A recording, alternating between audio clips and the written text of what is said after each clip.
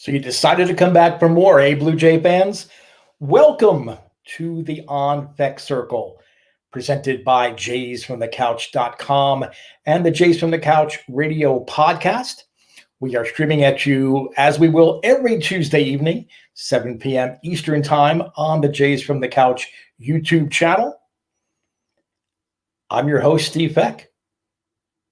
Don't need to adjust the screen. This is how I look. Sorry. But so glad that you came back. If this is the first time that you've ventured onto our YouTube channel, we've got all sorts of great programming lined up here for the future. In fact, coming up in less than 48 hours now, the debut of The Sunny Side of the Dome, hosted by Jays from the Couch writer and podcast contributor Karen Sutar. And if you're a Blue Jays fan, this is a show you don't want to miss. Karen is as true a Blue Jays fan as you can possibly find. She has an incredible depth of knowledge, not only of the history of the team, but also what's going on now. She has opinions. And somehow, despite all the Montoyoisms and the Atkinisms and the Derek Fishers of the world, she can find the silver lining in the dark clouds if they're out there. Or she's not afraid to point out if there's an issue. And she knows how to relate as a fan.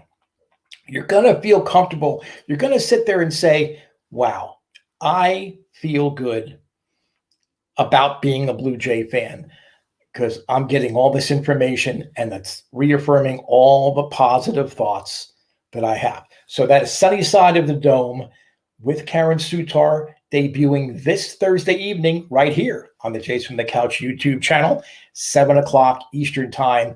Do not miss it. It is a much viewing, and is a must listen. This show, on the other hand, I want it to be a conversation. So I do hope during the course of the live streaming, if you have a question or a comment, or you need me to explain what it is that you think you just heard, by all means, just answer your question. There's something just popped up here where Blue Jays news is very fun these days. It is. And we have some news to get to here in just a little bit. Some surprising news, really. And it really came across just as we were getting ready to stream live. So I have not formulated specific ideas, which could be dangerous for you, the listener, because I do have baseball Tourette's. I'm not sure what's going to come out. I truly do not know how to react to it, quite yet. I also want to refer you to jaysfromthecouch.com. There's been an interesting series about Blue Jays prospects. It's a top tier of the Blue Jays prospects. And if you haven't already checked out those articles, you need to do so, because almost everything that we're talking about in the offseason somehow always gets back to the Blue Jay system, which, depending on where you read it, they're either number 5 or number 4. I mean, they're top 10 upper echelon farm systems by all reports from all the so-called experts out there. These players can be viewed two ways. They can be valuable chips to get you all the big names that Blue Jay fans seem to hanker for, and then always end up being disappointed. I shouldn't say always. We got George Springer. Okay, so I don't want to get myself in that hole again where I said nobody was going to sign with Toronto. Atkins was going to whiff like the glory days of Rob Deere. They came through. But these young players could be valuable chips to add to a championship down the road. That's certainly the blueprint that Pat Gillick followed in the late 80s, early 90s, trading away their farm system, even overhyping the farm system. Remember Nigel Wilson being the second overall pick in the expansion draft in 93? And, I think he spent more time with his asthma medicine than he did actually getting major league at bats. But these young players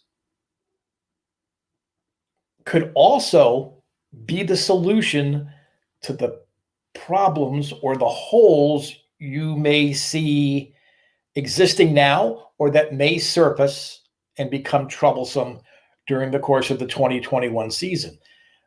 Nate Pearson, who is the number one prospect, is going to be in the rotation. We know that. Simeon Woods Richardson was the main grab for in the Marcus Stroman deal.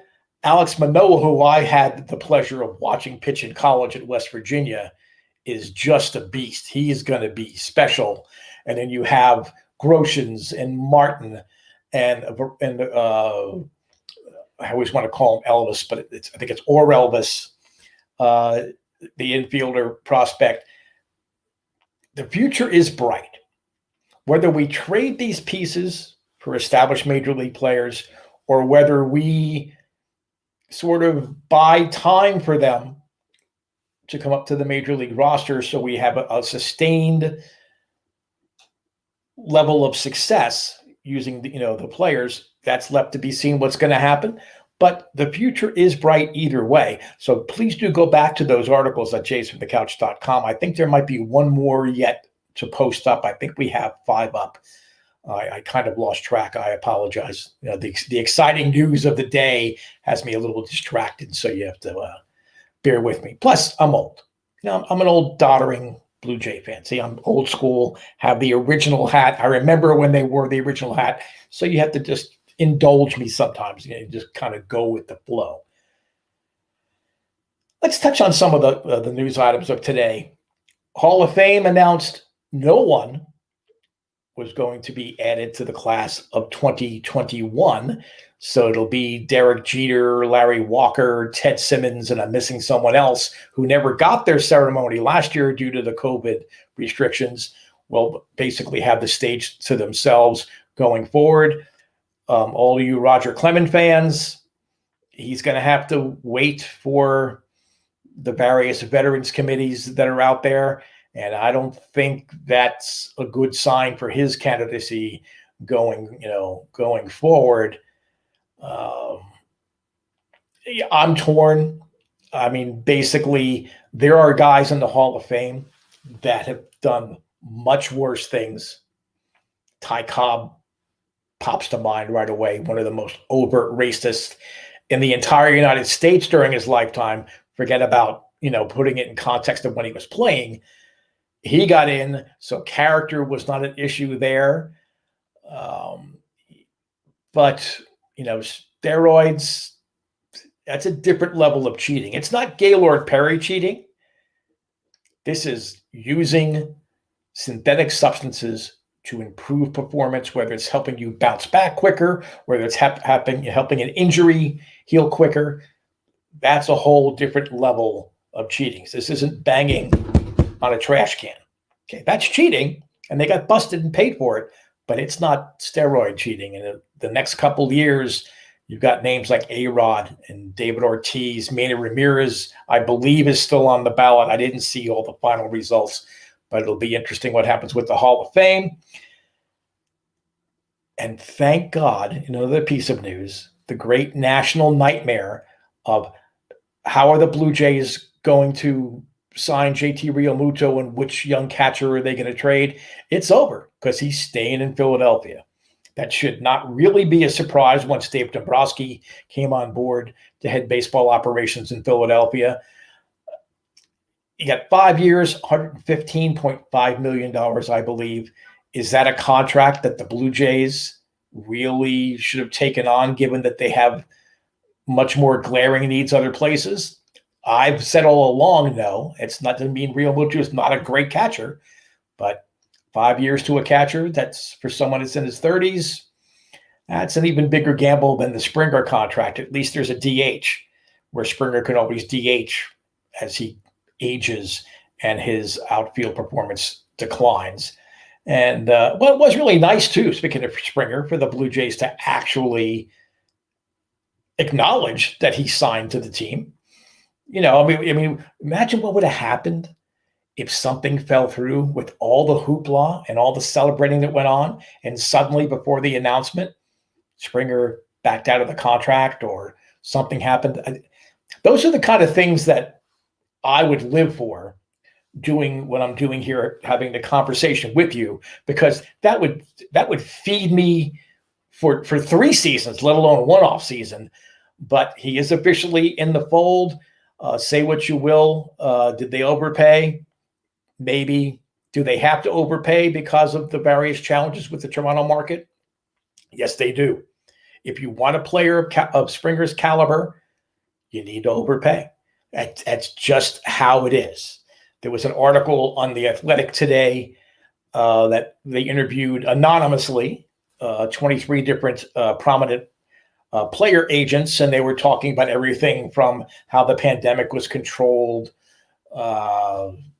who's the best player in baseball, those kind of questions.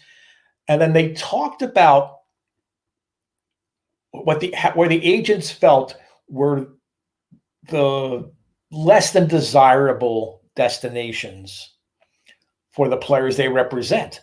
And no surprise, Oakland and Tampa Bay, because of just horrible stadium situations. If you think about Tampa Bay, the new complex in Dunedin is going to seem like a shrine compared to what the Rays have been playing in since their inception in 1998. Oakland, I'm guessing, is going to have to be moved because they're going to get that stadium on the waterfront that they've been planning. But they mentioned the Baltimore Orioles as just being a disaster and that nobody wants to go to Baltimore. I think the one quote that I saw was, "Is that all that's left? Is that my only option? I can't even go to Japan? Okay, then I'll sign with Baltimore." That's how one agent's clients viewed the Orioles. And then the Pittsburgh Pirates, here in my hometown of Pittsburgh, mainly because of the ownership. Yeah, because the owner's just a clown. He's in it to make money, and he makes lots of it, despite what the paper losses might report. But 2 agents mentioned Toronto. Not that Toronto's a bad city. It's for me, it is the greatest city in North America. And I grew up in the New York metropolitan area. So Toronto was unbelievable. And the agent even said that, but there is the perception of problems with families traveling to see them play. There is a perception that, the Canadian tax levels being higher. So that contributes to the Blue Jays having to overpay for a player like Springer, giving the extra year to Ryu last year, giving an extra year to Springer this year, even though technically the Mets kind of made it clear that they weren't going beyond 5, and the dollar amount basically that Realmuto just got, the Blue Jays wanted to seal the deal. And I tip my hat to Ross Atkins. He got the deal done, and Springer is a Blue Jay. But the big news that happened just as we were getting ready to come live is that the Blue Jays apparently, and this was first broken by Carlos Baerga, who works with the Spanish language ESPN baseball shows and baseball broadcasts, said that Marcus Semien, ex-Oakland A, has signed with the Toronto Blue Jays 1 year, $18 million. So that's 18 large. That's pretty good for a guy that had really an inconsistent career, except for his near MVP year in 2019. I believe that maybe he got roughed up a bit because 2019 was so great, and last year he did return to the struggles from early in his career. Semien opens up a plethora of possibilities for the Blue Jays. Let's assume just for a second that this doesn't mean the trade is imminent, and I want to touch on that in just a second. Semien has the athleticism to play third, but personally, I would play him at second. Well, actually, personally, I would move Bo Bichette to second, play Semien at short, and have Craig Biggio slide over to third, which he handled, I thought, very, very well at the tail end and in the playoffs last year. But you don't want to upset Bo because, Bo's Bo. Bo is one of your, your future, the core 4 guys. You don't want to get him upset. He could probably accept if Francisco Lindor had been traded here, or even a defensive whiz like Andrelton Simmons signing here. I don't think Bo is going to go quietly if you send him to second base to have Marcus Semien play shortstop. So Semien either turns Cavan Biggio into a utility player, plays all over the infield, plays on the corner outfields. I still contend, though the numbers police at Jace from the Couch will laugh at me and deride me for saying this, I think, like his father, Cavan could become an adequate, if not good, major league center fielder in time. It would take him a couple of years to transition, but I think he could be a center fielder for the Blue Jays in the future because Springer really should be playing right field. I would say left field, but Lourdes Gurriel, who almost won a Gold Glove somehow, is there in left field, and he's probably a surer bet than Teoscar Hernandez. You can always put T.O. in the DH slot. So Biggio could now be that super utility player. Semien, in theory, could be that utility player, though I'm not sure that he's an outfielder. I don't see him transitioning smoothly to the outfield. I mean, I want to compare him to Ian Desmond, when he went from the Nationals to the Rockies out of a necessity and injuries tried him in the outfield, and that didn't really work very well. But Marcus Semien, as far as we know, is a Blue Jay. This could be a Michael Brantley situation where we thought Michael Brantley was a Blue Jay, and it turned out that it wasn't. Maybe something was lost in the Spanish translation of Carlos Baerga's report, but I believe that Kenny Rosenthal and several others have also confirmed that Marcus Semien is now a Blue Jay. He's a bat you could put at the bottom of the lineup, and that could add to the production of George Springer if you bat him leadoff, or anybody in the top three. If you've got a hitter the quality of Semien, you can bat him in the 9 hole.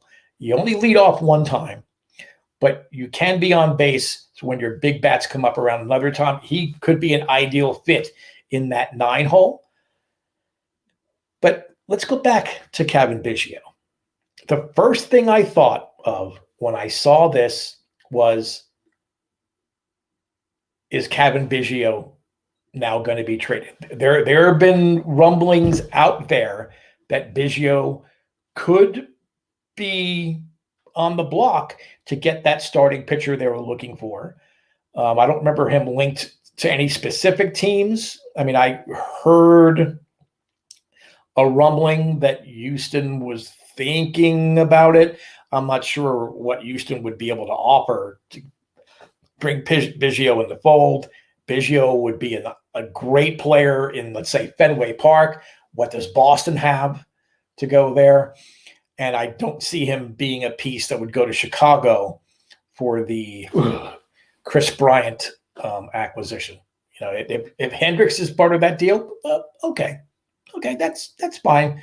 But Chris Bryant, I'm a hard no on bringing Chris Bryant in, unless you're bringing him in as a rental, which in essence is what Semien with the 1-year deal potentially could be. He may not be a long-term solution. Maybe the Jays are trying to figure out what to do with Vladdy. Is he a third baseman?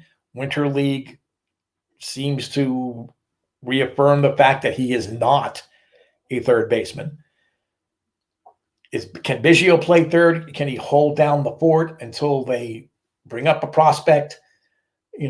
Groshans, Martin, someone that can play third base. Can they go out and sign a free agent or acquire somebody like Jose Ramirez? Those are all options. But I wonder if Semien signing puts a for sale sign around Cavan Biggio's neck. I would be one ticked off Blue Jay fan if they move Cavan Biggio. We were just talking off screen before we went live. Bo Bichette is probably their better player. Vladdy Guerrero has oodles and oodles of talent. Cavan Biggio may be their most valuable player. And in fact, last year, I will contend to you, as great a year as T.O. had, as great a year as Gurriel had, some of the other players that came in there, I will tell you that Cavan Biggio was the Blue Jays' most valuable player. He played wherever he was asked to play. He stole the key bases. He still has not been thrown out as a major league player trying to steal bases. He didn't run himself out of field base position. He just was the day in, day out most valuable player on the Blue Jays. So I do not think that they should move him. There better be a really big name like Luis Castillo if Cavan Biggio is going to even be considered in any sort of a trade. Now, of course, this is all speculation. And I was hoping that I would have some epiphany pop into my aging brain about what the most obvious solution is. Nothing's really come to me. I am a little nervous. I'm worried that there may be a trade in the works. I haven't my phone near me in case an alert would come through. And if you hear something, please message and we can refer to it here as we're streaming to you live on the Jays from the Couch YouTube channel. So Simeon's a Blue Jay. Pretty good couple of weeks here. Tyler Chatwood, what a great signing. That is going to be one of those signings you look back at the end of the year and say, thank God we had this guy. I don't think he's going to be a rotation piece. I think he's going to be an invaluable bullpen piece that you can pitch in various situations, leverage situations, or if need be, if a starter gets knocked out early, you can go a couple of innings. And then there's enough bullpen depth, even without any more additions or trades, that the Blue Jays can have a Chatwood go 3 innings, 4 innings, and then have to rest him, for a couple of days. Kirby Yates, what a steal. What a steal. Yes, he got hurt last year. He had elbow surgery. It's bone chips. Honestly, bone chips for a pitcher are like wisdom teeth, for a normal human being. Okay. Yeah, it's painful. It's a nuisance. You don't want to have to go through that, but you bounce back eventually. You feel lousy, when it first happens, but you bounce back. Yates was arguably the best reliever in baseball, not just in the National League, in baseball the year before. Great stuff. Even if you do not use him as a primary closer, and I'm leaning to the fact that you don't go with the primary closer, that you have Romano, you give him more opportunities and groom him. If you need to bring Yates in earlier to get a big out in a tough situation and you're ahead, you can do that, or vice versa. You bring Romano in early, have Yates there to close. Dolis didn't embarrass himself. He has closing experience in Japan. He was dominant there. I'm not sure he could be an everyday closer, but it's another guy that can come in a leverage situation. So been a great couple of weeks for the Blue Jays. Is there more to come? I will only caution you by saying the market is being reset this year in advance of the collective bargaining agreement. There's going to be a lot of free agents that are going to kick themselves for not taking offers that may have been given to them early. And they're not going to have jobs, not guaranteed jobs. They're going to have to sign minor league contracts at a greatly reduced rate because the owners are going to take advantage of this situation and try to make the playing field going into negotiations with the Players Association for the new collective bargaining agreement as favorable to themselves as possible. It's been building. And it's, when I say the owners are going to take advantage of the situation, I don't mean it necessarily in an evil way, but they're baseball owners. They have millions, if not billions of dollars for a reason. They know how to exploit the market and get what they want and make the most profit while they're doing that. And I bring this up because I want to transition into the main gist of this particular episode before the Semien signing. And that's an article that I'm going to have up on jasonthecouch.com tomorrow.